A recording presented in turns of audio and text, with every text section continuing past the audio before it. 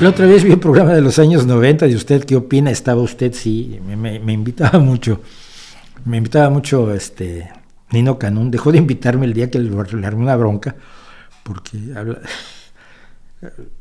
hice que se enojara el Serrano, el de Provida, el del Comité Provida, y empezaron a decir una serie de cosas horrorosas y que pensaron, Nino Canún pensó que lo echaban porque empezaron a tirarse contra Televisa en pleno programa de ¿Usted qué opina? Genial. Entonces ya no me invitaba, y luego me invitó poco ya Nino Canún, porque decía que con mis provocaciones provocaba yo cosas horribles. ¿Cree que Jaime Maussan sigue esperando a los extraterrestres? Mira, a Jaime Maussan lo conozco desde el 90 más o menos, cuando en ECO decía que tenía unos señores que enseñaban a los niños a ver sin los ojos, a ver con los dedos. Demostramos que era un fraude. No yo, lo demostró Víctor Vázquez Valenzuela, un compañero psicólogo de la Sociedad Mexicana para la Investigación Escéptica.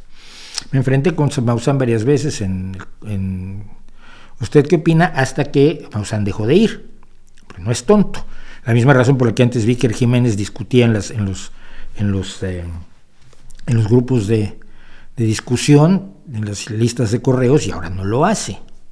Cuando tienes fortuna que defender, te vuelves más cauto.